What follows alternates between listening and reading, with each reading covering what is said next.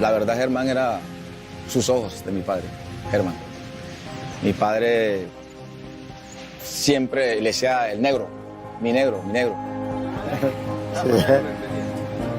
Mi papá le apoyaba mucho y papá necesitó algo para... Mi papá le mandaba por unos guayos, mi papá le mandaba a mi hermana para que también le diera a él. Mi papá le enviaba poquito dinero porque la situación también de nosotros, 8 hermanos, no era muy buena la situación. Cuando ya la selección queda eliminada, ahí es que nosotros escuchamos comentarios que se habían hecho muchas apuestas en Cali, en Medellín, en Bogotá. Y a nosotros nos hicieron una charla cuando veníamos en el charter de Los Ángeles, para acá, para Bogotá, que tuviéramos un poquito cuidado, que el ambiente estaba caliente, que nos cuidáramos. A mí no se me olvidan las palabras de Pacho Maturana. Yo estaba ahí en Fullerton, en la concentración de Colombia, cuando Pacho Maturana reúne a los jugadores, incluido Andrés Escobar, y le dice a los jugadores: nadie va a entender el dolor que ustedes están viviendo más que sus familiares. Nadie va a comprender lo que para ustedes significa el haber defraudado sus propios sueños. Y les pide a los jugadores que por favor no den papaya, que se refugien donde más los quieren, que son sus madres, sus hermanos, sus padres en general, sus amigos de confianza, que no salgan a la calle. Germán se sintió perseguido, se sintió amenazado, y hasta que mi hermano estuvo aquí en apartado cuando se vino después de eso, la policía estaba constante con él, pendiente, cuidándolo, porque sí se rumoró por ahí que él era un compañero muy cercano de Andrés y de pronto sabía muchas cosas y lo estaban como envolviendo en un problema serio.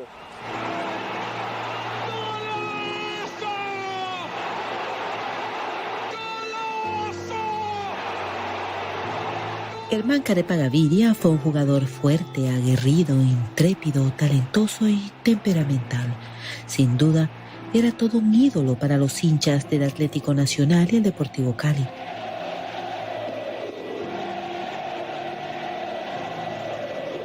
Pocos saben todo lo que tuvo que luchar para ganarse un espacio importante en el fútbol nacional.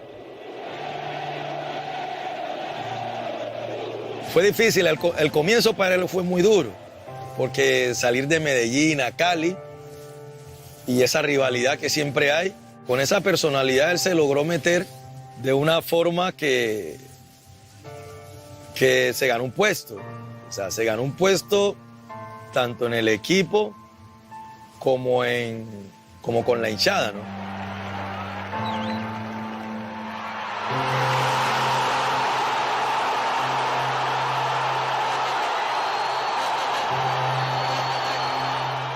Carepa era el líder del equipo. Era la persona que se veía muy calladita, pero cuando hablaba era para hacer reír a las demás personas. Era esos volantes de marca que llegaba con facilidad al área contraria y podía definir. Y empezó a desequilibrarse con este cabezazo de Carepa Gaviria. Yo diría el jugador universal que hoy reclama el fútbol europeo. Raro ver también a este hombre haciendo goles, Germán Carepa Gaviria. No sé qué sería de la vida de mi hermano si no hubiese sido profesional de fútbol, pero la verdad es esa, hay que decirlo, él era un poco flojo para el estudio. Gracias a su origen humilde, se dedicó a ser albañil. Sí, esos que trabajan en las construcciones, pero era pésimo. Definitivamente él nació para brillar en las canchas y no entre ladrillos y cemento. Germán, estando trabajando pintura, estando trabajando en lo que lo ponían a hacer los oficiales o los maestros, él se volaba del trabajo y se iba para sus entrenamientos de fútbol. La vida de nosotros era una vida normal, humilde, trabajadora. Muy humilde, llegaba aquí, se reunía con la gente, siempre con nosotros ahí. Venía aquí al negocio a tomarse su fresquito. Muchacho muy callado. A los 16 años debutó en las inferiores del Atlético Nacional, el equipo más importante de Colombia hacia 1990. Su sueño lo pudo comenzar a construir gracias al apoyo de su padre, un tendero que amaba tanto a su hijo que confió ciegamente en él, sin saber a ciencia cierta qué tan lejos podría llegar. Solo tenía el pálpito de que su niño algún día sería una estrella. La verdad, Germán era sus ojos de mi padre, Germán. Mi padre siempre le decía el negro, mi negro, mi negro. Mi papá le apoyaba mucho. Y papá necesitó algo para... Mi papá le mandaba por unos guayos. Mi papá le mandaba a mi hermana para que también le diera a él. Mi papá le enviaba poquito dinero porque la situación también de nosotros, 8 hermanos, no era muy buena la situación. Entonces mi papá hacía todo lo posible por recoger y enviarle a su hijo para que estuviera mejor. Fue admirable ver la forma como ascendió. En solo 4 años pasó de estar en las inferiores del equipo verde de la montaña hasta tocar el cielo al lado de la selección Colombia. Era de una familia que no tenía muchas posibilidades de darle educación a su hijo y encontró en el fútbol ese refugio para formarse personalmente y para tener una vida mejor. Y yo creo que Carepa la aprovechó. Y yo pienso que para él todo fue muy rápido. Para él todo fue muy rápido. Llegar a Medellín en menos de un año y algo, ya estaba en el primer equipo. Después escalar, estar en la selección Colombia. Nosotros lo animamos mucho, ¿no? Mi papá también. Más que todo mi papá quiere que hablar con él. Mi hijo, para adelante. Si el técnico le dice esto, haga esto. Listo, deje que lo chiflen. Deje que digan lo que digan. Usted haga lo que el técnico le diga, eso hacía mi hermano. A nivel personal nosotros esperamos siempre lo que todos esperamos de los hermanos de uno, que sean lo mejor, ¿cierto? Que lleguen a selecciones, que lleguen a representar bien a la familia, como lo hizo él en su vida deportiva. Todo por Río Santos, juego más me ha gustado. Pero el más duro, Nacional. No escuchaba los partidos era por radio, me acuerdo, por radio. Y uno al lado de él escuchando por radio. Qué felicidad, una felicidad enorme, grande, mi madre y nosotros todos. Y uno se llena de orgullo realmente con eso.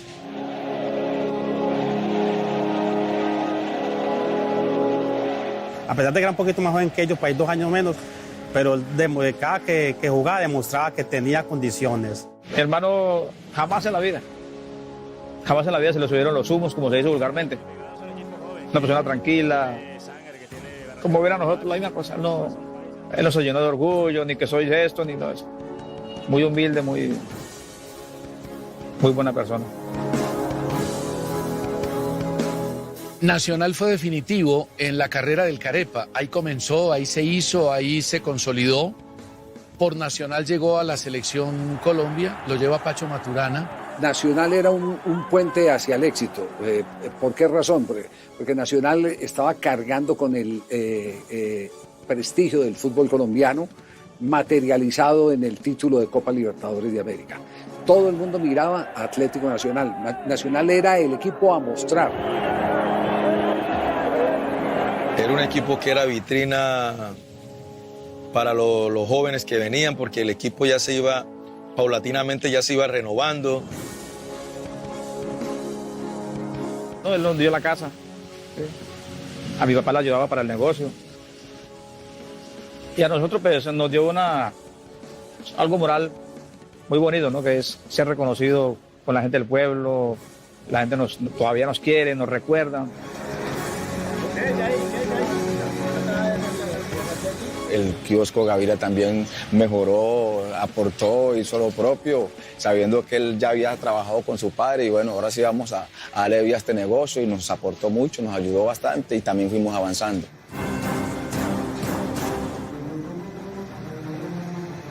A mí me quitó mucha hambre, a mucha gente aquí, Era mercado, mercado, mucha gente. Iba a la casa a hacerle colita, que los 50 en ese tiempo eran muy humanitarios, muy humanitarios. Mucha gente le volvió hermano. Muy chévere.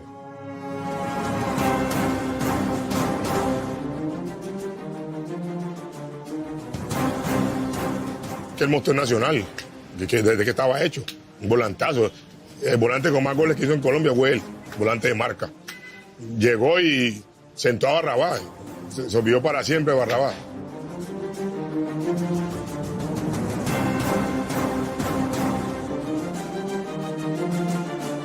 Después de esos Olímpicos de Barcelona para el 93, ahí fue donde Germán ya empezó un nivel muy alto, entró a Copa América en el 93. Y fue algo muy rápido y de hecho ya después se necesitaba jugadores para una nueva renovación de la selección y lo que fue él caló muy bien, porque prácticamente era hacer el mismo trabajo que hacía en Nacional.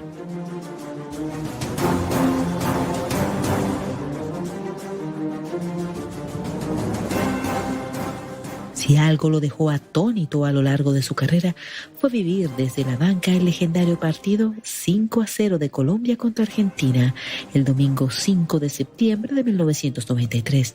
Fue un día histórico para el país.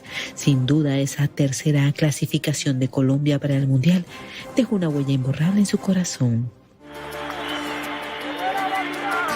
Era un partido que por nosotros nunca pasaba un resultado así, de un 5-0. Nosotros por lo menos decíamos un 2-1, un 1-1 o un 0-0, porque ellos tenían una selección buena. Pero en el fútbol el que no los hace los ve hacer. En el 5-0 no estuvo Carepa como titular, pero hizo parte de la selección. Yo creo que el 5-0 fue la demostración de que la selección Colombia sí le puede ganar a los grandes, incluso en condición de visitante y ante presiones de necesidad grande. 5-0 nos representó todo lo contrario de lo que le representó a Argentina. El 5-0 nos hizo más daño a nosotros que a los argentinos. Los argentinos pudieron recapacitar y reconstruir el equipo ya con Diego Maradona para el Mundial del 94.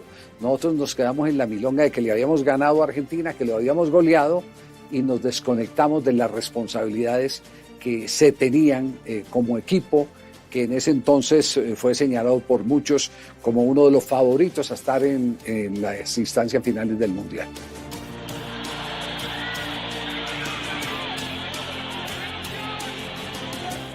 Ese día para nosotros fue comida gratis, bebida gratis, y entonces me acuerdo que nos llevaron al campín. Y en el camping me dice Carepa, ¿y qué vamos a hacer hoy, Turbo? Bueno, vamos para su calle. Llegamos al hotel, me acuerdo en el hotel Tequendama, nos quitamos la corbata, dejamos el bolso y empezamos a hablar. Bueno, los que van para la calle. Recuerdo que íbamos a Aristi, Carepa, Valenciano, Faustino, Aaron Lozano y mi persona. Vámonos para su calle.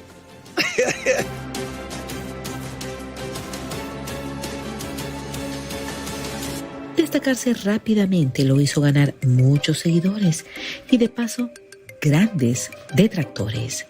Uno de los más fuertes fue el campeón de la radio, Edgar Perea, quien abiertamente mostraba que no le gustaba la participación del novato.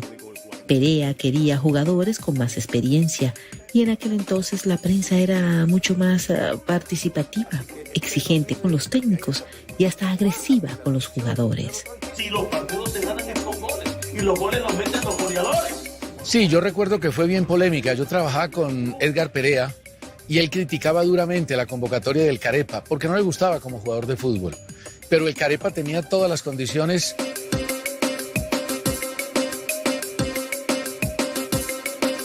Decía Edgar Perea, ¿no? El locutor.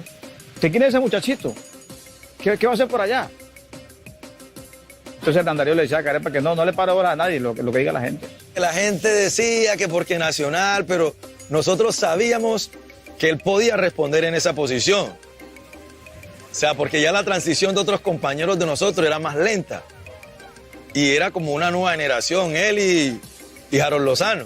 Y había gente que sí nos tiraba duro, verbalmente nos tiraba duro. Pero bueno, eso no le para bola.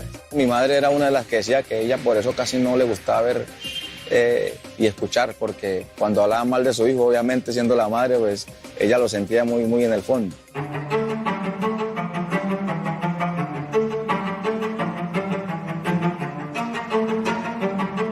En el Mundial del 94 nos fue muy mal, porque Colombia llega como favorito de muchos, que era un absurdo ser favorito sin tener historia y sin haber hecho un recorrido en los campeonatos del mundo. A nosotros ese cuento que dice la gente que nosotros fuimos allá, que a salir, que con guachafita, que rumba.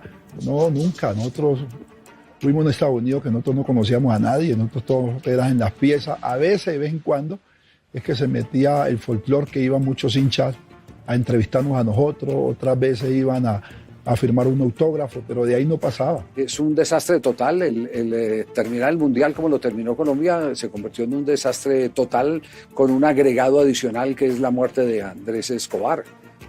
Eso adentro era terrible. Adentro la selección Colombia era un duelo de carteles, eso era muy bravo. Eso volaba la plata, volaba el billete, el trago. Esos jugadores nunca se pudieron concentrar. Los jugadores perdieron totalmente la humildad.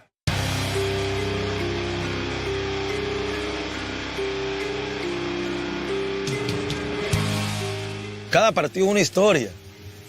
Hoy puedo ser que el villano, mañana salgo como el héroe. Eso es el fútbol. Pero ya una pérdida de un ser humano, sí, ya eso es algo irreparable.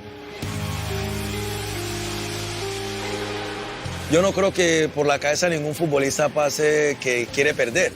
Y más cuando tú juegas para tu selección, que la selección es la selección.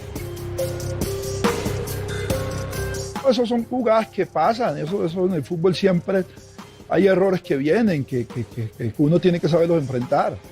Andrés nos pidió disculpas, que todo bien, y ahí el pibe como capitán nos reunió a todos, no pasa nada, tenemos que seguir para adelante. Y así fue, nosotros nunca bajamos los brazos por eso.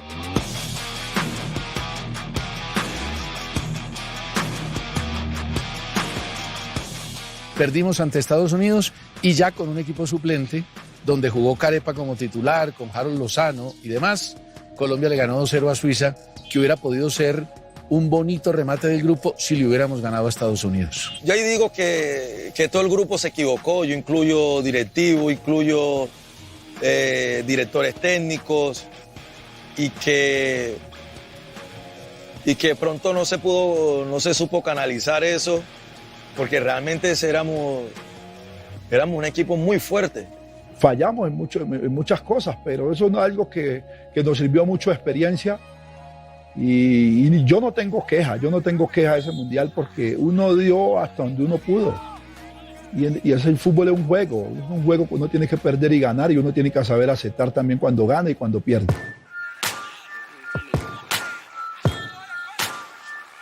Ya de pronto allá, cuando se llegó al Mundial, pues yo no tuve la oportunidad, pero siempre hablaba con los otros compañeros, ellos me decían, todo el mundo empezó hubo mucha brega entre ellos, muchas discusiones.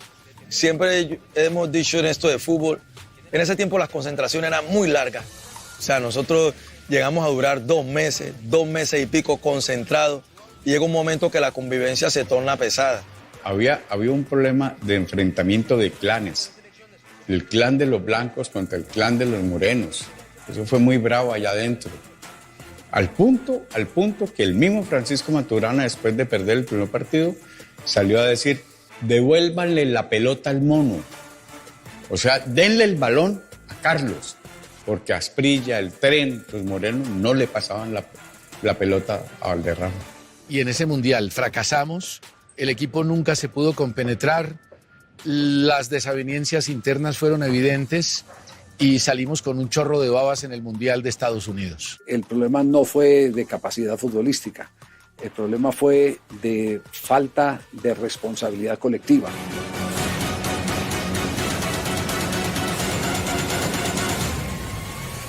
Olía como a una carne cuando tú la pones a un sartén, olía quemado, pero quemado. Su nariz botaba humo, su boca de igual manera, era sangre negra.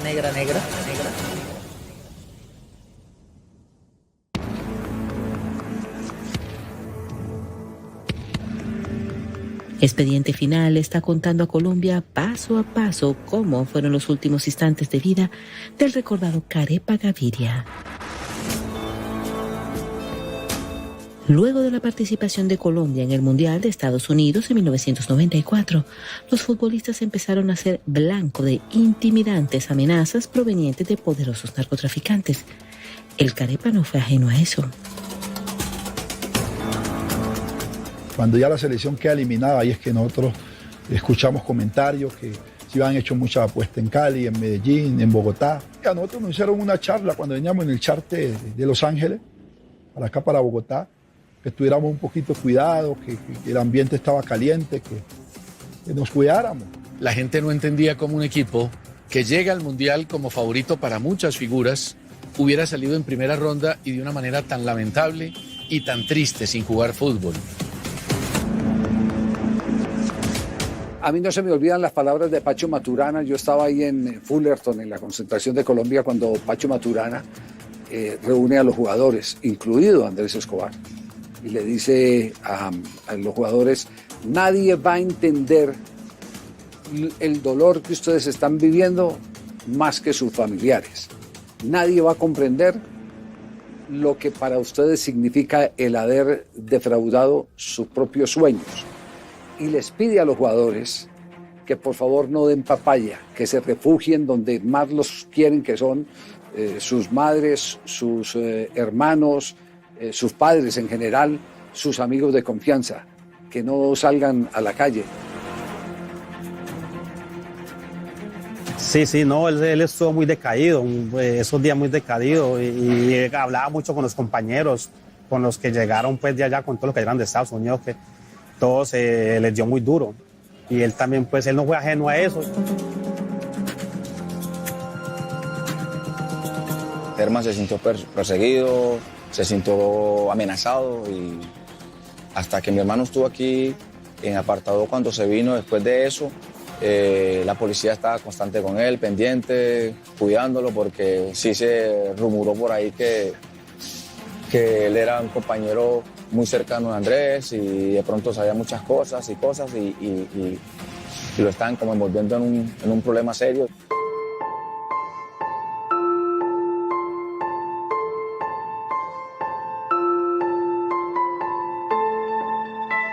Su alma se partió en 1000 pedazos cuando Germán se enteró de la aterradora muerte de su entrañable amigo Andrés Escobar, un dolor del que jamás se recuperó.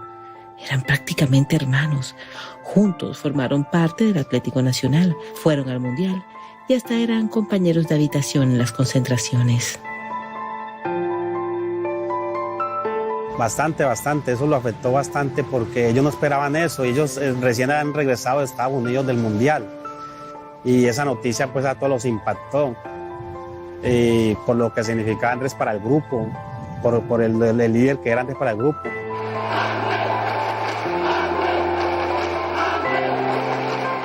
Para Germán fue dolorosísimo porque Germán compartía habitación con Andrés.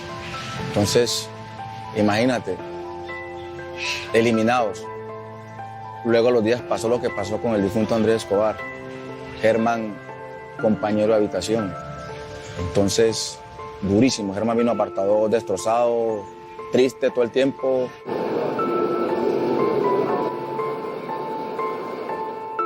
Y se empieza a hacer una exposición internacional de que el fútbol colombiano ha estado en manos de la mafia y que habían matado a un jugador de fútbol por un resultado en un partido. Y ningún partido tiene que estar por encima de la vida.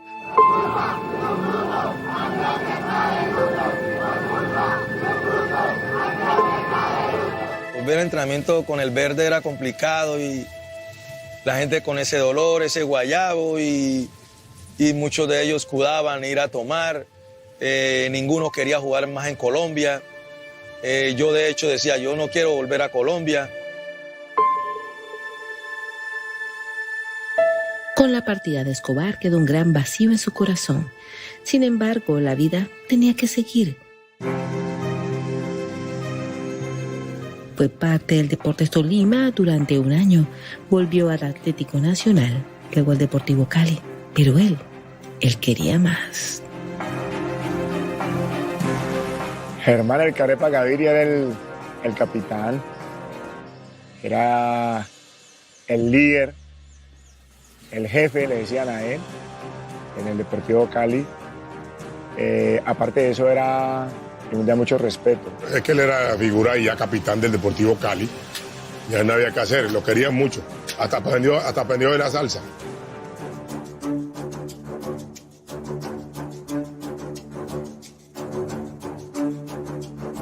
Él tuvo un contrato allá, no le fue tan bien como se esperaban. Comenzó figurando bien, después como que bajó el nivel, tuvo unos problemas. Y el contrato duró como 6 meses. Carepa no se adaptó, se devolvió, no jugó, no trascendió y yo creo que perdió una gran oportunidad en su vida. No, el jugador peruano y el jugador colombiano tienen una barrera inmensa, que es la nostalgia por el patio de la casa. Les cuesta al jugador colombiano y ese fue un fenómeno que vivió Carepa Gaviria y en esa época nosotros todavía no estábamos muy culturizados, no entendíamos que esa era una oportunidad o no la entendían esos jugadores, que era una oportunidad irrenunciable. Al regresar de Japón, llegó al Atlético Bucaramanga, luego al Deportivo Cali y hasta fue convocado al Mundial Francia 1998. Vamos con esa espinita pues, de querer hacer algo bueno en el 98. Carepa ya en ese momento, en el lapso del 94 a 98, ya se había consolidado como futbolista, de manera que ya las convocatorias de ahí en adelante a la selección era casi que un tema obligado. Hacia el año 2002 era considerado una de las estrellas del Deportivo Cali. El equipo era el líder de la tabla de posiciones. Giovanni Hernández se destacaba como el capitán. Carepa, apodado el jefe, brillaba en cada partido. Lejos estaba de imaginar que en el equipo que le generaba tantas pasiones, encontraría la muerte. El próximo año, ya a ser 2003, ya él pensaba pues retirarse del fútbol y ya dedicarse a estudiar la dirección técnica deportiva de fútbol.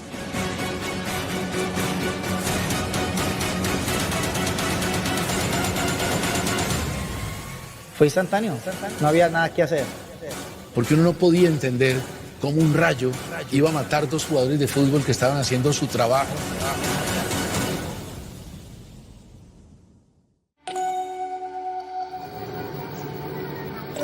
No todo lo investigado ha sido revelado.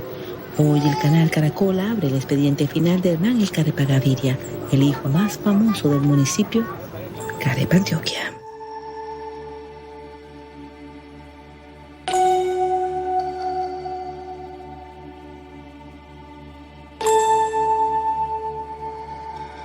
Estábamos calentando normalmente como calienta cualquier equipo en 2 filas y estaba muy nublado, muy oscuro.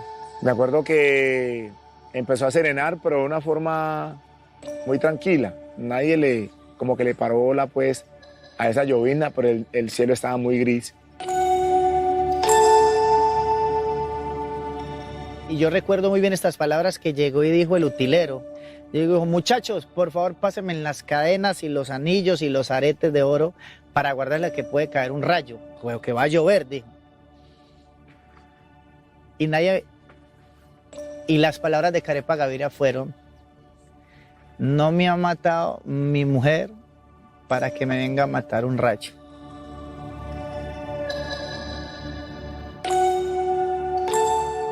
Él tenía una cadena de oro y le dijo al kinesiólogo que lo único que lo podía matar era un rayo. No, tenés, porque a mí lo único que me puede matar es un rayo. Recuerda muy bien que le pegan un balonazo en la cara a Leider Preciado. Y yo como decir, agua, agua, agua, al utilero, agua, agua, para que por favor lo atendieran. Y vuelve y repite estas palabras Carepa diciendo: ¿cuál agua, HP? ¿Cuál agua? ¿No ves todo el agua que está cayendo? Las estrellas del Deportivo Cali llevaban unos cuantos minutos entrenando en la sede campestre del equipo, en Pance, cuando pasó lo inesperado.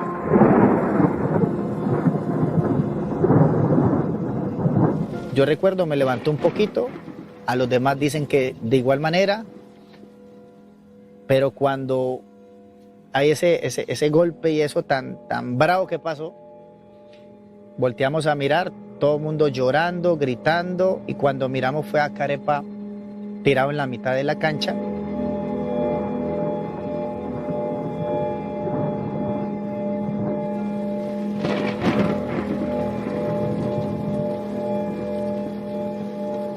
Y me acuerdo que todos pasó muy rápido, pero con tan mala fortuna que ni el Carepa Gaviria ni Giovanni Córdoba lograron pararse.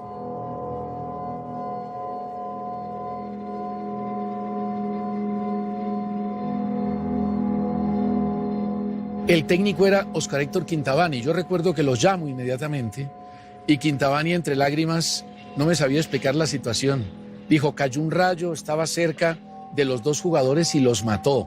No, fui de los primeros en llegar con Castillo y estaba boca abajo, lo volteamos y no tenía ningún signo realmente que podamos decir, ¿no? En ese momento no tenía respuesta a lo que uno le gritaba, le pedía, ya estamos con vos, quédate, nada más. Pero pasó algo muy particular, que el Carepa Gaviria quedó en su hábitat, en la mitad del terreno de juego donde él despegaba su fútbol.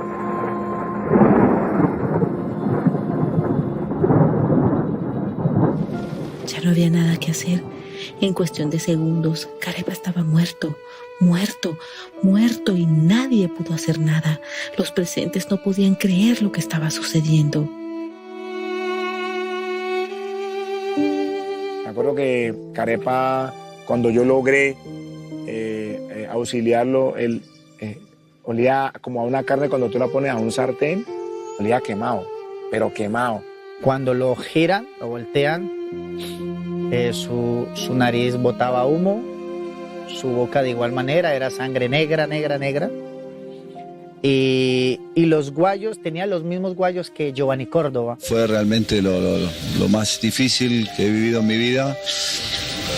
Ver mi gente caerse, tratar de ser solidarios, tratar de acompañarnos, de salir adelante, de la impotencia que en un momento determinado tenés en estas situaciones. Hubo de todo, hubo grito, hubo desespero, hubo llanto, desesperación, reanimación. Yo me acuerdo que el médico Mota en ese tiempo y Albarracín, que eran los médicos del Deportivo Cali, haciendo reanimación boca a boca, Carepa, Giovanni, pero ya era tarde. Dolor, llanto, se gritó por doquiera, nos cogíamos la cabeza, nos cogíamos de todo a través de lo que había sucedido, porque todos estábamos, era basado en lo que sucedía con Carepa Gaviria en un terreno de juego donde ya estaba muerto. No son buenas las noticias. Fuentes allegadas al cuadro Deportivo Cali acaban de confirmar el fallecimiento de Carepa Gaviria, el veterano volante del conjunto azucarero, después de haber sido impactado por un rayo cuando se cumplía a las 4:30 de la tarde de hoy un entrenamiento del equipo titular del conjunto Deportivo Cali. La noticia la vimos, fue por televisión. La información que le dio a mi papá y a mi mamá fue que ellos pues todavía no estaban muertos, sino que antes de un accidente, que sobre un rayo, Han sido trasladados los jugadores Giovanni Córdoba, Giovanni Hernández, Chumi Álvarez y Carepa Gaviria. Pero ya cuando televisión aparece que un extra y aparece Germán Gaviria y todo y muestran las imágenes y todo, ¿no? Esto es una realidad.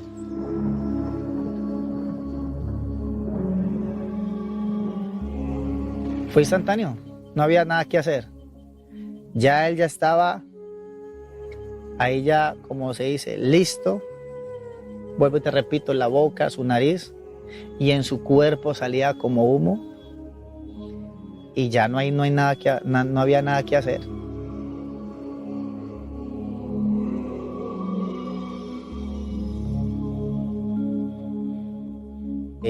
Todas las personas pensaron que era Giovanni Hernández, porque dijeron en la radio que Giovanni Hernández o Giovanni había muerto. Tras eso sucedió, pero fue Jovita Córdoba quien le tocó. Pero hubo una preocupación y una tristeza enorme, una desazón, porque uno no podía entender cómo un rayo iba a matar 2 jugadores de fútbol que estaban haciendo su trabajo en un entrenamiento.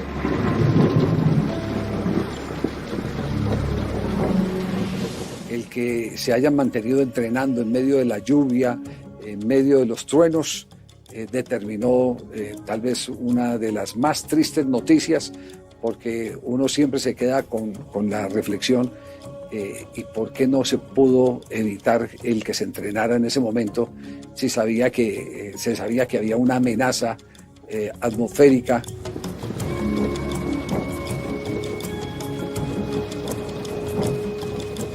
Me costaba creerlo, pero yo veía la noticia, o sea, porque fue una noticia mundial. Entonces, los compañeros del equipo, los chinos me decían, de las nacionales, un lining.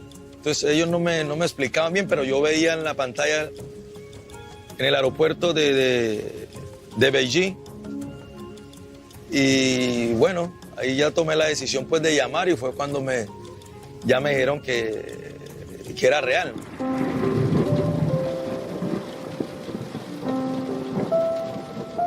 Yo nunca había visto que un rayo matara a un jugador de fútbol, y menos en un entrenamiento.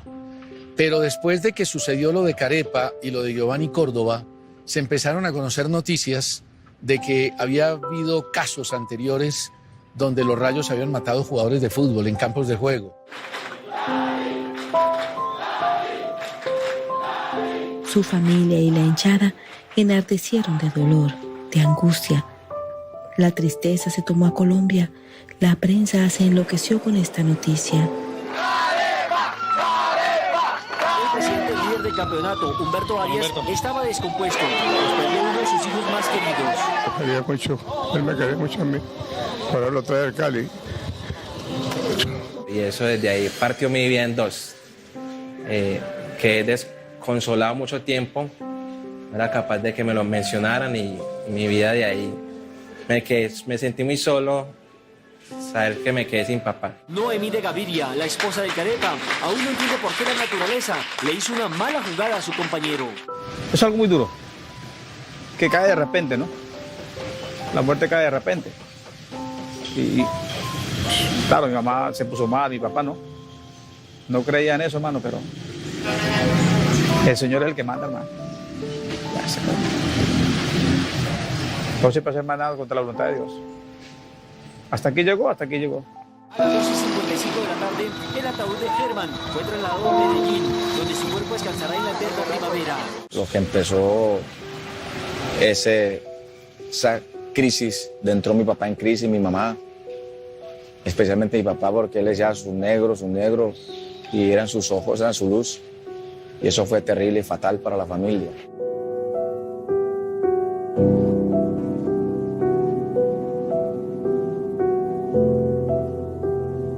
Dios los tenga allá con Andresito y con Rubén, porque eso era un discípulo aquí en la tierra, en el fútbol. Su cuerpo fue llevado al estadio Atanasio Girardot de Medellín, justo uno de los lugares que sirvió de testigo de su formación como estrella del fútbol. Allí lo despidió la hinchada, parte de su familia. El dolor es indescriptible. No, yo no quise ir al entierro de mi padre. Para mí me lastimaba, me afectaba mucho psicológicamente. No quería ver a nadie, yo estaba encerrado en mi cuarto. Mi familia me dijo que fuera, pero yo no quise asistir a ese entierro.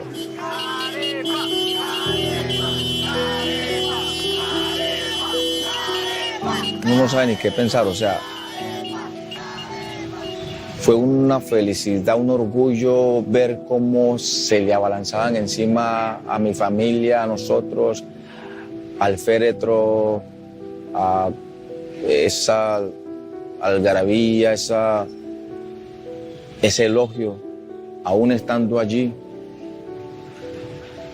Nosotros no sabíamos por dentro qué era, o sea, nosotros quedamos fue un choque, porque tiene uno como le daban a uno esa felicidad a los hinchas de gritar y corear Germán, Germán, Germán, Carepa, Carepa, y nosotros ahí llevándolo para el cementerio.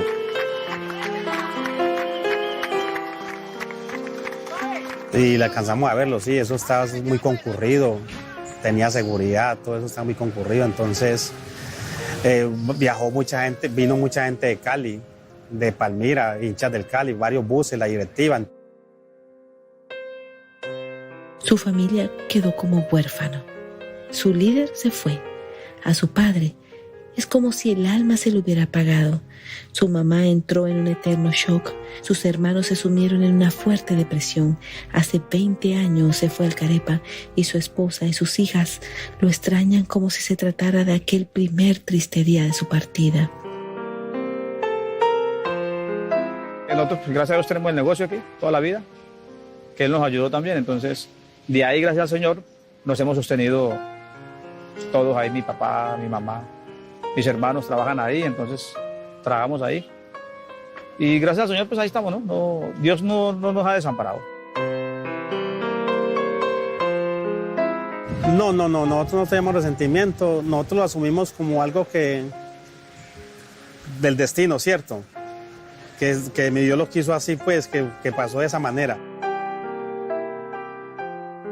No, resentimiento y odio no, porque nosotros sabíamos que para él era una pasión, el fútbol era una pasión y murió en lo que le gustaba, pues, ¿cierto? No quedamos resentidos, agradecidos con Nacional, agradecidos con el Deportivo Cali, sí, con el Tolima, bueno, tenemos mucho que agradecerle al fútbol colombiano. Pero nosotros, por parte de nosotros, padres y hermanos, nunca se entabló demanda o que íbamos a que nos tenían que indemnizar. No, porque de igual manera él tenía a su esposa, a sus hijos y ya Germán era, como dice, harina de otro costal. Entonces, por parte de la familia Gaviria, no.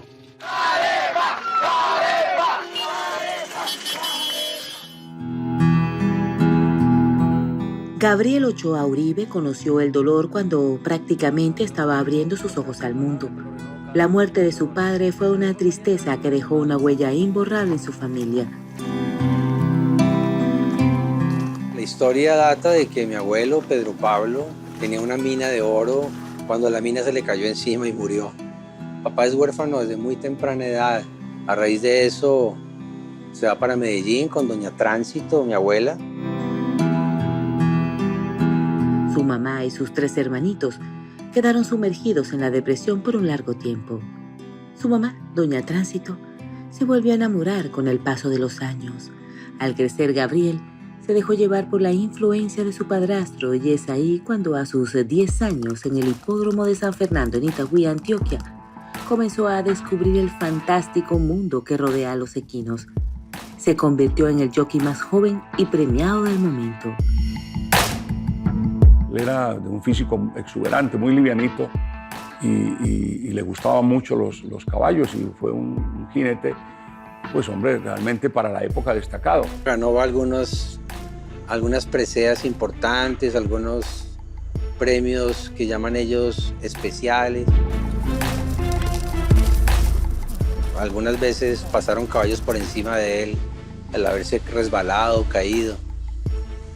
Tuvo fracturas en sus antebrazos, pero a esa edad todo se recupera.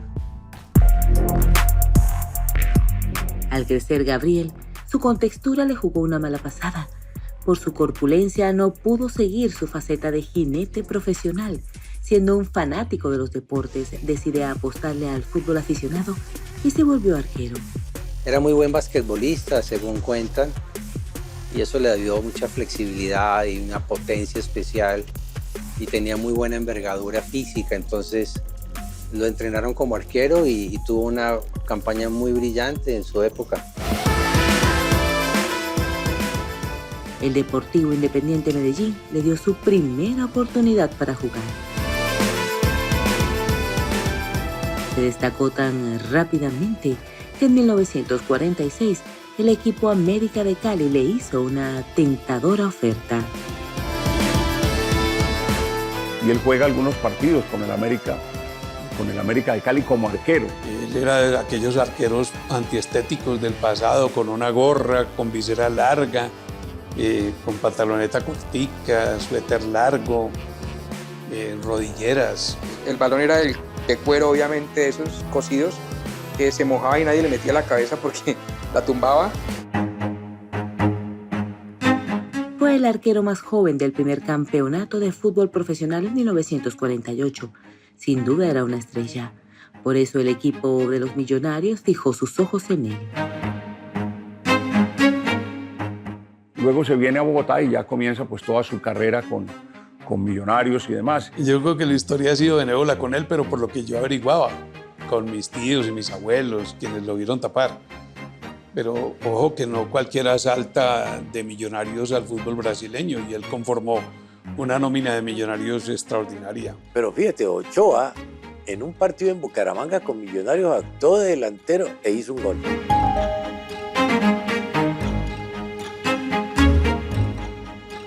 Fue el suplente de Julio Cosi, el eterno Julio Cosi, que él contaba que nunca se lesionaba. El arquero del siglo, entonces, qué oportunidad iba a tener.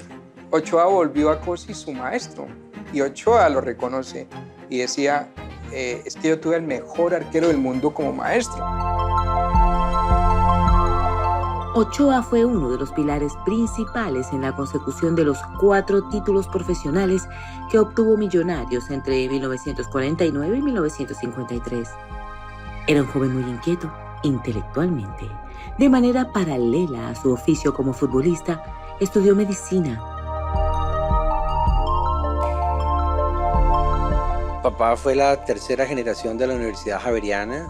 Y yo diría a estas alturas de la vida que su profesión de técnico le invalidó más el gran cartón que tuvo como médico.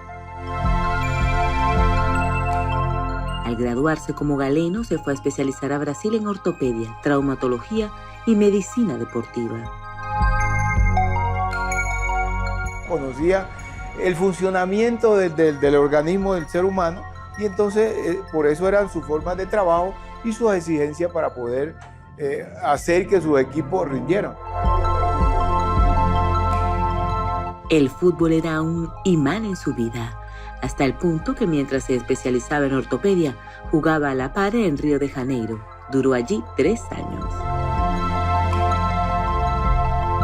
Tuvo la gran fortuna de ser el segundo futbolista colombiano después de Caimán Sánchez de ir al exterior. Y curiosamente llega a Brasil y juega en el América de Río de Janeiro. Es el equipo de sus amores, o sea, ya tenemos 2 Américas, el América de Cali, donde comienza tapando, el América de Brasil, donde continúa jugando. ¿Cuál fue el mejor técnico que tuvo o que vio? Y me dijo, sí, claro, profe, Jorge Vieira. Y le dije, médico, ¿por qué? Me dijo, porque llegó el primer día, nos reunió a todos, nos habló, dijo, bueno, vamos a hacer un trote de 20, 25 minutos alrededor de la cancha. Y corrimos, todos. Y al terminar los 20, 25 minutos, nos reunió y nos dijo, los 2 últimos quedan fuera del equipo. Por coincidencias, termina trabajando con su colega en medicina, el maestro Jorge Villamil, compositor de Espumas y de más de 100 éxitos musicales. Juntos resultaron enamorados de la misma mujer. Los 2 estaban de turno y recibieron a mamá que había tenido un accidente automovilístico muy serio. Duré 1 año hospitalizada y ahí conocí yo a Gabriel. Mi padre natural muere en ese accidente y con el tiempo Gabriel Ochoa se vuelve importante en la vida nuestra. Y papá y el doctor Villamil en su momento la reconstruyeron, le hicieron la fractura del fémur, la de la tibia, y esa fue una de las razones por las cuales se enamoraron, porque él era su médico de cabecera. Y papá se quedó con el trofeo. Conquistarme con perros calientes. Me llegaba por la noche cuando él estaba de turno y era, sí, era un conquistador muy pasivo. El amor por la medicina lo llevaba en la sangre y se lo inculcó a sus hijos y hasta a su nieto. Somos 4 ortopedistas. Si papá no hubiera muerto el año pasado, posiblemente hubiéramos aspirado a los Guinness Records, porque solamente hay 2 familias, una italiana y una alemana, que tienen 4 ortopedistas vigentes. Por ir corriéndose entre el piso liso que iba, llegué a un piso de caucho y se me frenó la pierna y me fui de bruces y caí de rodillas. Me lastimé la rodilla izquierda, pero fue espantoso, no podía caminar. Y era impresionante verlo a él ahí sentado en el piso con la rodilla, mirándome la rodilla, me hizo las recomendaciones y demás. Si esto no mejora con lo que le van a poner ahora y con lo que se le va a hacer y demás, mañana nos tenemos que ir a la clínica para yo extraerle el líquido. Y cuando te decía de qué lesión se trataba, te daba toda la radiografía completa en los términos médicos.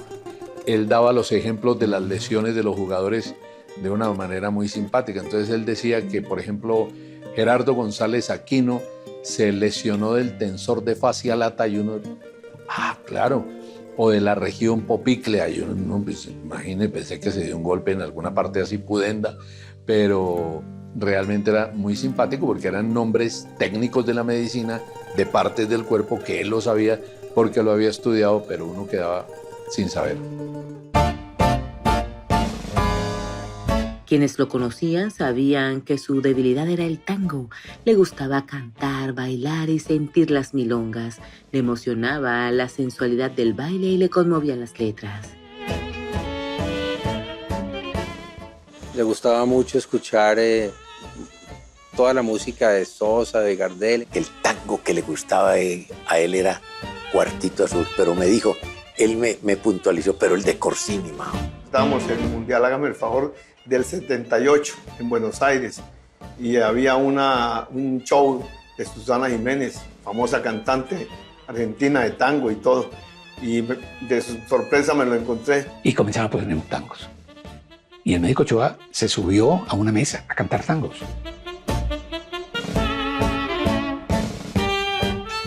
El médico Ochoa se sentaba a escuchar tangos y tomaba aguardiente y podía darle a las 6 de la mañana. Con su señora Cecilia fuimos a un restaurante, no me acuerdo el nombre, en Santiago, y era un tipo que se tomaba sus tragos y era muy amable, muy querido y muy simpático. Su vida estuvo marcada por dolores muy intensos. La muerte de 2 de sus 6 hijos lo devastaron. Uno falleció por un aneurisma en la base del cráneo y otro por una infección viral. La muerte de mis hermanos, sobre todo la muerte de Darío en Panamá, mi hermano que era veterinario, que murió de una manera trágica por una encefalitis equina viral. Eso fue devastador para mamá y para papá, para los dos.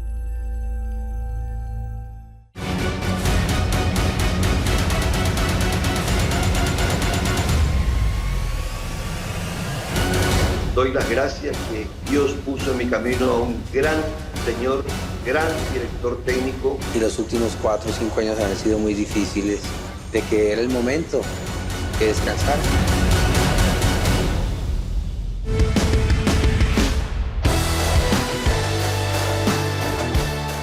El canal Caracol abre el expediente final del admirado Gabriel Ochoa Uribe, el técnico de fútbol que más títulos ha ganado en la historia del país. Los resultados hablan por sí solos. 14 títulos, ¿ya? Y creo que 5 o 6 récords a nivel Latinoamérica en su momento.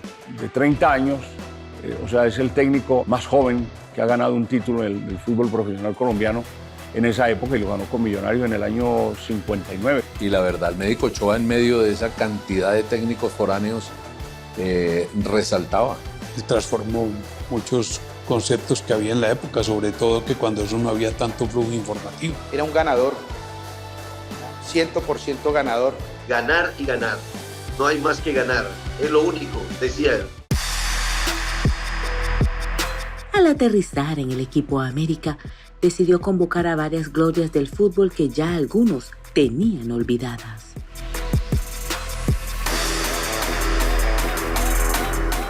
Con jugadores que se habían retirado, el Chanto Gaviria ya no jugaba, Alfonsito Cañón, para mí, para Esteban Jaramillo, el mejor jugador que he visto en Santa Fe. Y entonces él vio allá en el torneo de Olaya al gordo Cañón, Alfonso Cañón, el más grande jugador de fútbol que ha tenido Bogotá. Y lo vio allí viendo el partido y tal. Le dijo, gordo, ¿y usted qué está haciendo, no? Yo ya tenía como 15, 20 kilos de más. Dije, ya mi carrera ya se acabó. Pero yo no me imaginé que el médico pues me tuviera también ahí en sus planes de trabajo para cuando vino aquí a la América. Lo hizo adelgazar 12 kilos. Y lo puso a competir y el doctor Ochoa armó un equipo de alto nivel y ganó el título. Y él tenía fe y confianza en mí, de que yo era uno de los grandes jugadores y talentosos con el balón en el pie. Y fue la oportunidad para que me llamara para traerme a la América. Y Cañón terminó siendo gran figura del América en el año 79. En el último partido de América contra el Unión Magdalena, Cañón marca gol. Pero Cañón fue el jugador sobre el cual giró el América. Y de la mano de Cañón, llevó al América su primer título después de 50 años. El profe Ochoa se volvió un ídolo al erradicar la temida maldición del garabato, que no era más que la sentencia de un antiguo directivo resentido que en 1948 sentenció que el América de Cali jamás ganaría un título profesional de fútbol.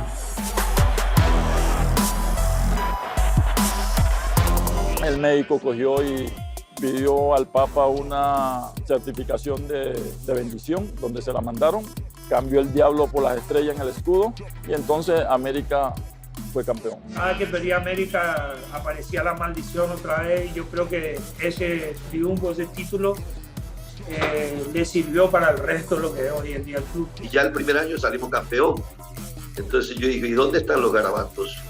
Y lógicamente esa alegría inmensa de toda la ciudad de Cali fue algo terrible. Con eso él mandó al diablo la maldición del garabato. ¿Cuál maldición si América fue campeón? A él no le gustaba que se le decía la mechita.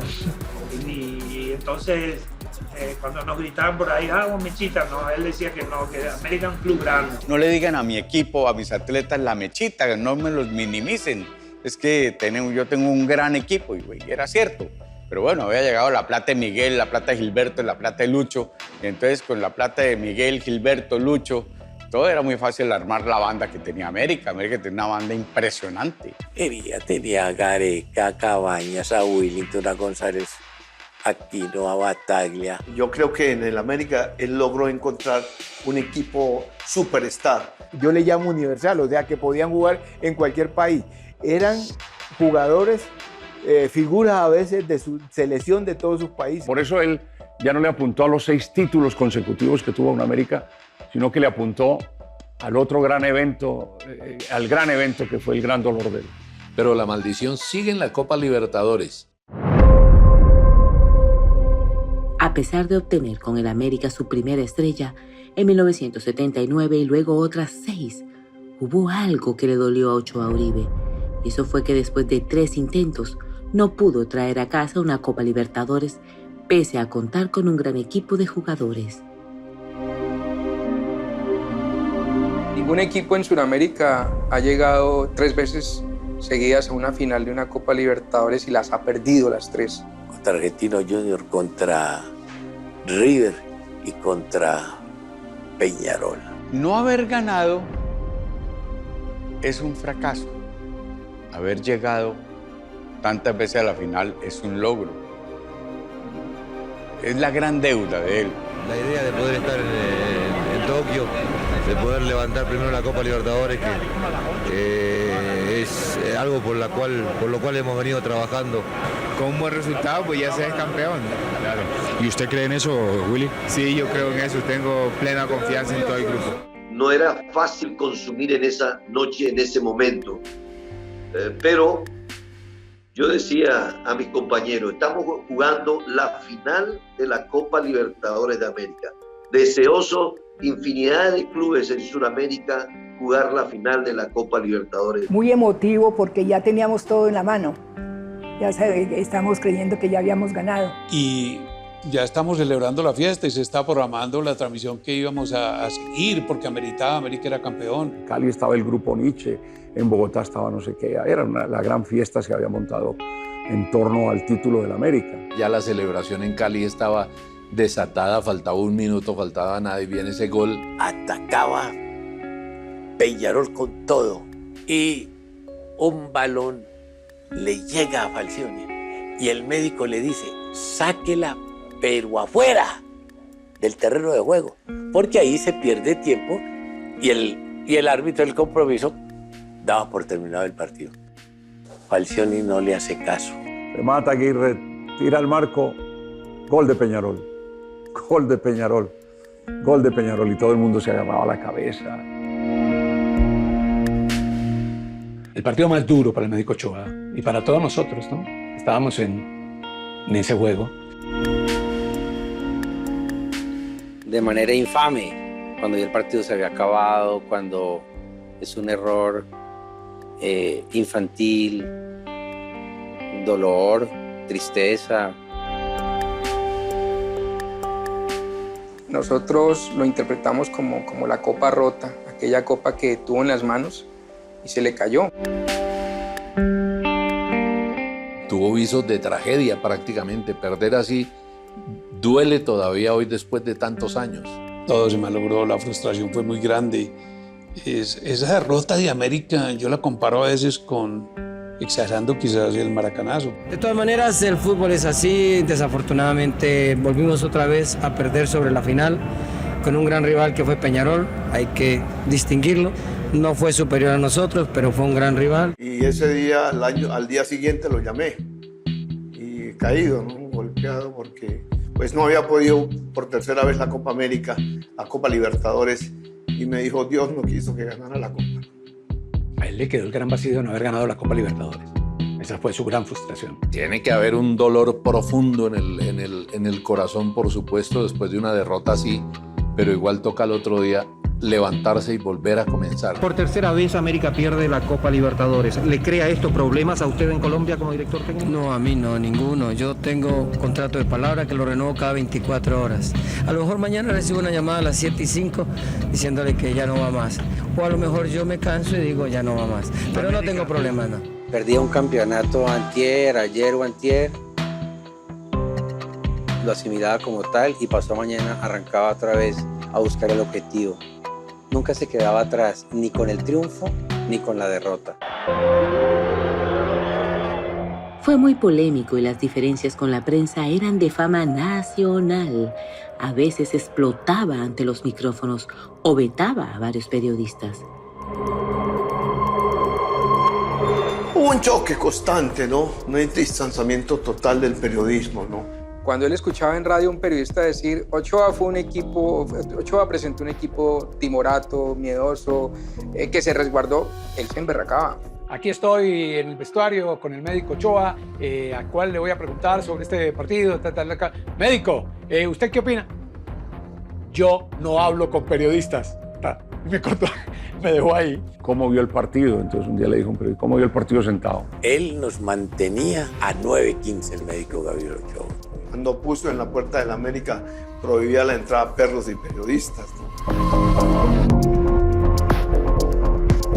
¿no? Y había un letrero en el camerino que decía, no se aceptan periodistas ni emboladores. Yo toqué con la idea de que él, como hacía menos de un mes lo había entrevistado, conmigo tenía una buena relación. No, me mandó para la PM también. En las respuestas que le daba a los que lo entrevistaban, muchas veces iban las indirectas dirigidas a los de los programas deportivos de la época. Doctor Ochoa, ¿qué haría usted en este momento por la selección Colombia? Y él dijo, yo le entregaría la selección al Gordo Mejía. Que vaya con esos kilos de grasa, con ese cebo que tiene, y dirija y se ponga el buzo de director técnico. Y además le nombraría de asistente a Hernán Peláez, para que los dos manejen la selección ya que saben tanto. A mí me pusieron eso al aire, yo me reí. Pero ¿y usted qué opina, Iván? Con ganas de picarme la lengua. Le dice, tengo que aplicar la misma lógica al doctor Ochoa. Doctor Ochoa, a mí no me nombre los auxiliares. Él lo que pensaba lo decía. Y a Bataglia lo señaló y le dijo, y a él tráigale un par de huevos, porque no los tuvo en la cancha. Sí, un balón que yo recibo fuera del área de Maturana y le pego fuera del área y le pega en el palo y parecía que iba a hacer gol, pero la bola salió. Por ejemplo, el Millonario, el único que le hablaba era Alejandro Durán. Entonces todos los jugadores, había algún problema y le decían, Alejo, háblele. Yo le decía, Albeiro, ¿estás nervioso? Me dice, no, es que el profesor es jodido. Él se iba a hacer rondas y sabía a quiénes hacerles rondas. Y si estábamos en la habitación que nos corresponde, lógicamente el profesor revisaba. Porque él decía, todo el mundo tiene que estar a las 11 de la noche, tiene que estar en su casa, y él iba a pasar ronda a ver si la gente estaba en su casa a las 11 de la noche. Y yo siempre lo acompañaba con una amiga o con alguna persona, mientras que él estaba revisando, nosotros nos quedamos en el carro. Te cuento que hice varios manteles, cosiéndolas, esperándolo a él. No se hizo nada, no tenemos una selección. Entonces ahora estamos a 4 semanas de iniciar una eliminatoria mundial con una gran responsabilidad. Ser director de la Selección Colombia lo puso contra la pared, ya que ninguno de sus 3 intentos logró llevarla a un mundial de fútbol. Se le señala como responsable de algunos fracasos de la selección. Por ejemplo, en el 63 en Bolivia. El suramericano de Bolivia tiene una muy pobre actuación. Luego cuando cogió la selección en el 75 para clasificar al Mundial. La última etapa de Selección Colombia la tuvo para ir al Campeonato Mundial de México en el año 1986. Jugamos unos repechajes con Paraguay y no pudimos. Tal vez es el último reto que voy a aceptar en mi vida deportiva, porque ya todo lo he cumplido y porque lo único que me falta es poderle brindar a mi patria la satisfacción de ir a un campeonato mundial de fútbol. Él estaba jugando unas finales de Copa Libertadores con América. Volver y agarrar la selección Colombia fue un error. Nunca le dedicó el tiempo que merecía la selección. Se dedicó más a su patrón, que era la América. Abandonó la selección y nosotros pudimos haber ido a ese campeonato del mundo de México. Creo que fue un poco excesivo su autoconfianza de que iba a enfrentar 2 competencias de altísimo nivel con un mismo grupo de jugadores. El 22 de diciembre de 1991, el técnico más ganador del país se retiró del fútbol. Decidió que su momento de despedirse de las canchas había llegado. Yo creo que él ya consideró que ha cumplido, porque él ya se había retirado y lo convenció Pepino y ya consideró que con esta gesta ya estaba cumplido su ciclo. A pesar de estar lejos del fútbol y de ser un espectador más, fue blanco de amenazas por parte de grupos al margen de la ley. Obligadamente tuvo que salir por temas de seguridad, tuvimos un par de situaciones muy complejas de delincuencia común y de la guerrilla de esa época, que la sugerencia de las autoridades colombianas era que se fuera del país. Lo llamaban, lo extorsionaban, lo incomodaban y decían: hijo, pero ¿para qué me llama? Venga aquí por mí, que aquí lo estoy esperando.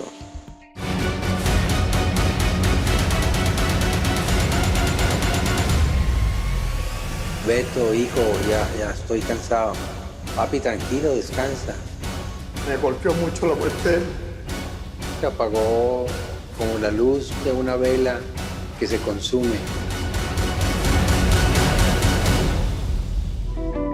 Hay muchas formas de la conducción del balón. El balón se conduce muchas veces con el empeine. No todo lo investigado ha sido revelado. Expediente Final está presentando la cronología de la muerte del multipremiado técnico Gabriel Ochoa Uribe, quien además es el colombiano que más partidos logró dirigir. Fueron más de 1000. El profesor Gabriel Ochoa Uribe es un modelo a seguir. El mejor técnico del fútbol colombiano es el doctor Gabriel Ochoa Uribe. Hombre, ya tuviéramos 3 o 4 técnicos así. La mediocridad de los técnicos colombianos hoy es impresionante. De esos técnicos que no dejaban nada al azar, de esos técnicos de video, como dije anteriormente, de tablero. Era exigente porque quería ganar, porque él siempre decía que ganar no era todo, sino que era lo único. Él con el fútbol tuvo todo, ¿no? Él tenía todo. El poder, la gloria, todo lo tuvo el médico Ochoa. Reciba usted esta anticipada expresión de lo que los colombianos vemos en usted. A pesar de haber logrado todos los títulos, campeonatos y medallas, eso no lo elevaba. Siempre tenía los pies en la tierra. La única medalla que guardaba con sigilo era la que el presidente Belisario Betancur, su amigo, le otorgó por sus logros deportivos. Lo que sí guardaba con mucho cariño y con mucha distinción fue la medalla que le otorgó el presidente Belisario Betancur, que se le da solo y exclusivamente a algunos personajes muy importantes que han hecho gloria en Colombia. Era una Biblia del fútbol. Por eso, resultaba común ver a técnicos y jugadores, varios de ellos sus pasados pupilos, consultándole sobre muchos temas. Lo llamaban a él para hacerle determinada consulta sobre determinada situación, de cómo encarar tal rival, que se había visto el partido. Yo en cuanto más podía lo visitaba siempre en la casa para charlar y para hablar de fútbol, y siempre fue muy especial. Ricardo Gareca, de tener la oportunidad en algún momento de saludar a Falcioni, de estar con los Grondona, y todos han hablado que el profesor Gabriel Ochoa siempre dejó esa huella. Yo los llamo mis compañeros de fútbol, los hombres que manejaron los destinos del fútbol colombiano y América.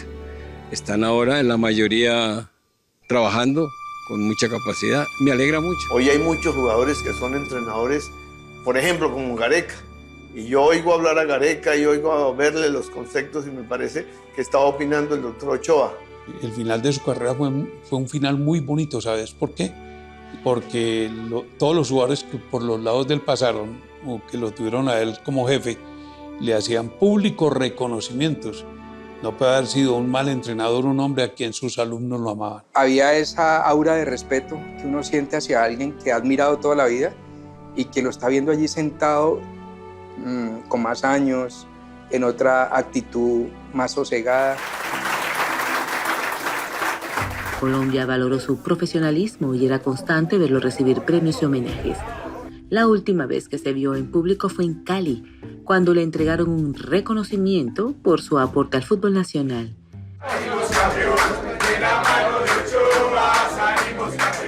Gracias, Cali. Gracias, Colombia. En mi corazón los llevaré siempre. Hicieron bastantes ceremonias de reconocimiento por su labor. Yo les agradezco infinitamente, siempre como se dice, en vida, hermano, en vida, y se lo dije en vida antes que vaya de este mundo al gran profesional, el doctor Gabriel Ochoa Uribe. Me siento muy orgulloso porque tuvimos esa fortuna de haber convivido con una persona, con un personaje tan grande en esos últimos meses de su vida, en ese último año. Ya en sus otoñales años colaboró en la creación del libro que sobre su vida decidieron hacerle como homenaje a algunos periodistas del diario El País. Ya había perdido muchos datos en su recuerdo, en su memoria, pero cada que le mostramos una foto recordaba y soltaba por allí frases. Fueron 4 meses en los que se sumaron 11 voces de personajes que estuvieron con él. Ya que estábamos hablando de un hombre de fútbol, hacer un 11 ideal en la vida de este hombre y que cada uno nos pudiera contar un pedacito y construir un perfil, un 360, donde dijéramos, este es un perfil biográfico del médico Ochoa. El libro sirvió de base para un documental, el más completo sobre Ochoa, futbolista y director técnico, que obtuvo entrevistas en otros países y descubrió sus triunfos y derrotas deportivas.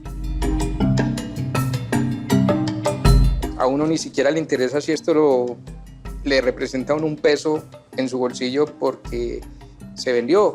A uno le interesa es que alguien que no supo quién era este señor sepa que aquí hay un documento que le sirve para conocerlo. A pesar de entregarle toda su vida al balompié y como quiera que sus contratos eran de palabra, eso le trajo inconvenientes a la hora de resolver su seguridad social. Eran unos convenios verbales y esa es una de las razones por las cuales nunca pudo pensionarse ni jubilarse. El médico estaba en sus últimos años ya como en una burbuja donde la familia lo cuidaba mucho y era difícil acercarse a él. Las caminatas prolongadas, su dieta estricta. Estuvo alejado, ¿no? Siempre le dije que por qué íbamos al estadio. Me dijo que no. En conversaciones muy privadas con doña Cecilia, que es muy especial, hablamos. Y ya al final no quería ver partidos por televisión. Ya los años le estaban pesando, pero bueno, la forma de expresarse y de la forma de dialogar y de la forma de hablar, yo creo que estaba intacta. De todas formas, es de resistencia. Este señor es muy resistente. Con el tiempo se fue deteriorando. La memoria comenzó a jugarle una mala pasada. Sumado a eso tenía cáncer de próstata. Había tenido algunas recaídas donde ingresaba pues a la clínica en distintos momentos. Yo pienso que fue un momento difícil. Tuvimos un susto en la familia, especialmente yo, que fue el que lo viví.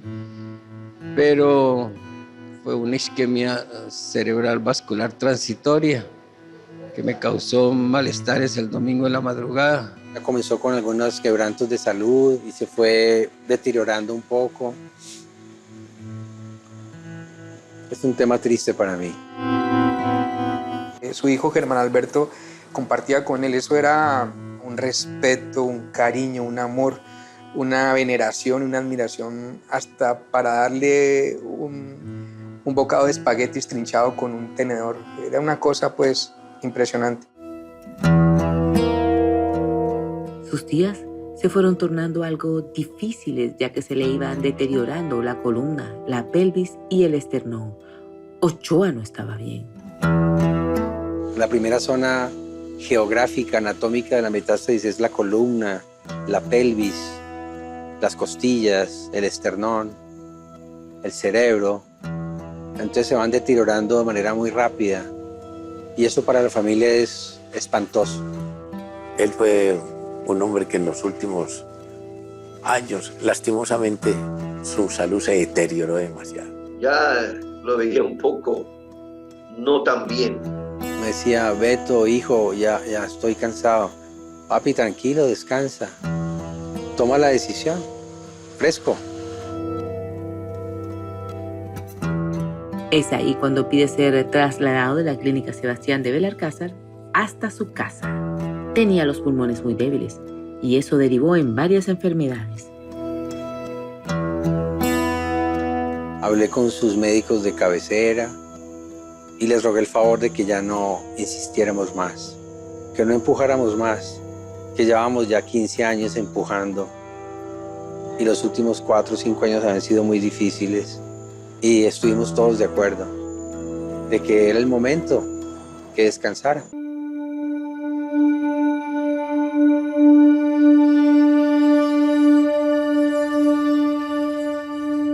En casa, rodeado por las personas que más amaba, su alma trascendió.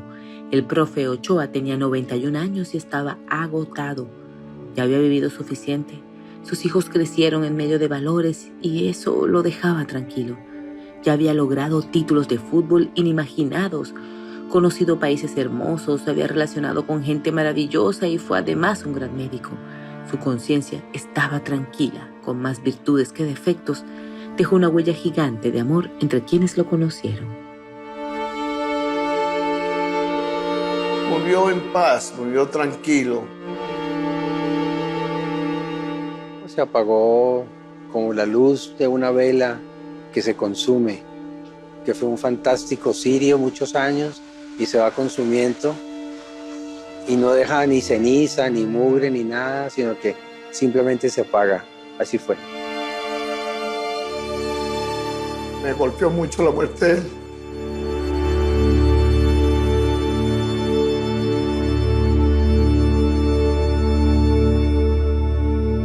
Una pérdida tremenda para el fútbol de nuestro país. Fue una lástima para todos. La verdad que a mí me dio tristeza. A mí por lo menos no me dio la satisfacción o no me dio la posibilidad de poderlo ir despedir por lo menos en su último día. Doy las gracias que Dios puso en mi camino a un gran señor, gran director técnico que me enriqueció tanto como persona y futbolísticamente. Fue un hombre muy disciplinado, estudioso.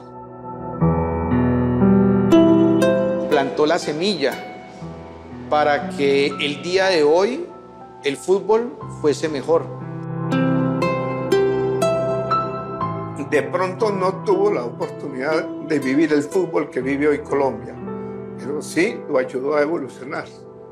Esa es la gratitud que todos los colombianos tenemos que tener con él, ¿no? Primero, porque es el técnico más ganador de la historia del fútbol colombiano. El segundo, el mensaje es claro: para ganar hay que tener disciplina, orden y un plan y un proyecto y no salirse de ahí. Un amigo donde uno descarga sus afugias, sus temores, sus dudas, y que en vez de decirle o darle la respuesta, le enseña el camino a que llegue a ella. Me parece que llegó el momento, y así se lo voy a expresar al ministro del Deporte, de crear una condecoración con el nombre de él. Está en mora.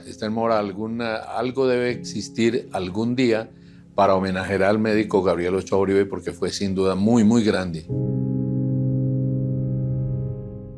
Yo creo que al médico le tienen que dar una estatua, ¿no? Una estatua, y también tienen que hacerle, no sé, como un largometraje importante para que sepan las nuevas generaciones todo lo que hizo y lo que fue como un gran hombre y como un gran entrenador. El doctor es como muchos personajes del fútbol, no reconocido y no habita en la memoria de las nuevas generaciones. Pero esa es la tarea nuestra, de los veteranos periodistas, hacer sobrevivir esos acontecimientos y esos personajes. Cuando salga este documental o este programa biográfico de Ochoa que ustedes están haciendo, todo lo vamos a agradecer y todos vamos a decir qué bonito que los grandes medios de nuestro país se preocupan por perpetuar la historia de estos hombres que fueron grandes para el fútbol y que otras generaciones pueden conocer.